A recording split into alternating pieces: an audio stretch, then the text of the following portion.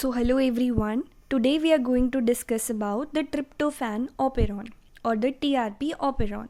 So E. coli जो होती है which is a prokaryote, वो tryptophan एक अमाइनो एसिड है, उसको सिंथेसाइज कर सकती है. उसके पास कुछ एंजाइम्स होते हैं which are encoded by the 5 structural genes located next to each other in the tryptophan operon.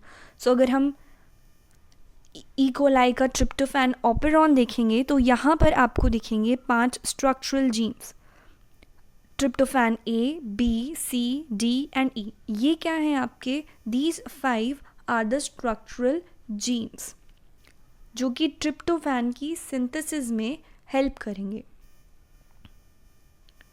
So when the tryptophan is low the operon is turned on. यहाँ पे उल्टा केस होता है. If you haven't watch the lac operon video, अगर आपने नहीं देखी है तो link will be given in the description, आप वहाँ पे जा कर के चेक कर सकते हैं. जो लैक ऑपेरॉन हमने पढ़ा था that was a kind of inducible operon, right? That was a kind of inducible operon. और जो हम आज ट्रिप्टोफैन ऑपेरॉन पढ़ रहे हैं वो कैसा ऑपेरॉन है? That is a kind of repressible operon. Okay, so यहाँ पे बिल्कुल ऑपोजिट केस होगा लैक ऑपेरॉन से. सो ट्रिप्टोफैन अगर ई कोलाई के अंदर कम है तो ऑपेरॉन क्या रहेगा? Turned on. ट्रिप्टोफैन अगर कम है तो टर्न ऑन रहेगा, यानी कि ट्रांसक्रिप्शन इनिशिएट होगा, जीन्स एक्सप्रेस होंगे और ट्रिप्टोफैन सिंथेसाइज होगा एंड वाइस वर्सा. अभी हम ये डायग्राम के थ्रू भी समझेंगे.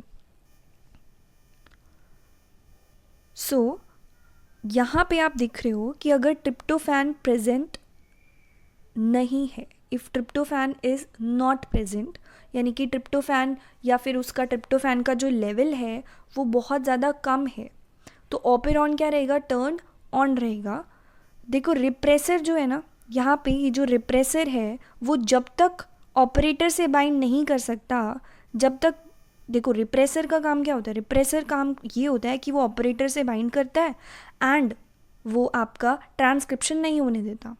ठीक है, रिप्रेसर क्या करेगा? ऑपरेटर से नॉर्मल अगर सब कुछ सही चलता है तो रिप्रेसर ऑपरेटर से बाइंड करता है एंड वो ये प्रोसेस ट्रांसक्रिप्शन का नहीं होने देता एंड फर्दर यहाँ से कोई प्रोटीन वगैरह कुछ भी नहीं बनता.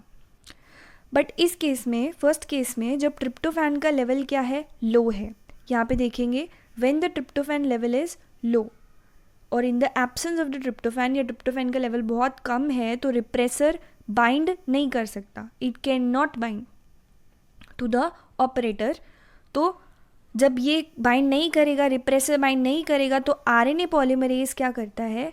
प्रमोटर से आकर के बाइंड कर देता है एंड आपका जो ट्रांसक्रिप्शन का प्रोसेस है वो इजीली इनिशिएट हो जाता है और जीन्स एक्सप्रेस होते हैं. ये जीन्स एक्सप्रेस होते हैं एंड ट्रिप्टोफैन सिंथेसाइज होता है.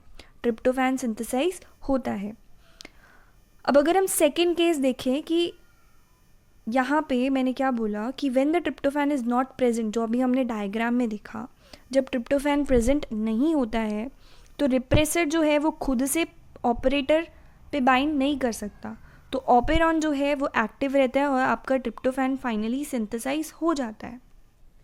लेकिन अब हम बोल रहे हैं सेकेंड केस पे आते हैं. अब सेकेंड क्या हो सकता है कि अगर ट्रिप्टोफैन आपका सेल में इकट्ठा होने लग जाता है, अक्यूमुलेट होने लग जाता है, तो दो ट्रिप्टोफैन के मॉलिक्यूल्स क्या करते हैं? They bind to the repressor molecule and उसकी शेप को चेंज कर देते हैं, जिसकी वजह से अब वो क्या कर सकता है? It can bind to the operator. It can bind to the operator. यहाँ पे देखो, जब ट्रिप्टोफैन का लेवल जो था ई कोलाई की बॉडी में बढ़ गया तो एक्यूमुलेट होना शुरू हो गया उसकी बॉडी में, तो क्या होगा? What will happen? यहाँ पे देखिए, तो दो जो ट्रिप्टोफैन के मॉलिक्यूल्स हैं, this is 1 and this is 2, ये दोनों मिल जाएंगे. ये दोनों क्या हो जाएंगे? मिल जाएंगे. एंड ये मिल करके जो हमारे पास रिप्रेसर है, this is the repressor, repressor से बाइंड हो जाएंगे. रिप्रेसर से जाकर के बाइंड हो गए एंड उन्होंने इसकी शेप को क्या कर दिया? चेंज कर दिया. अब इसकी शेप को चेंज कर दिया तो अब ये देखो, यहाँ पे देखो ट्रिप्टोफैन जो है, देखो यहाँ पे ट्रिप्टोफैन जो है कहाँ पे जाके अटैच हो गया? रिप्रेसर पे जाकर अटैच हो गया. अब रिप्रेसर की क्या हो गई, शेप चेंज हो गई, शेप चेंज हो गई तो अब ये ऑपरेटर से बाइंड कर जाएगा, अब ये ऑपरेटर से बाइंड कर जाएगा एंड आपका जो बेचारा आरएनए पॉलीमरेज था वो डर के भाग जाएगा, वो प्रमोटर पे बाइंड नहीं करेगा।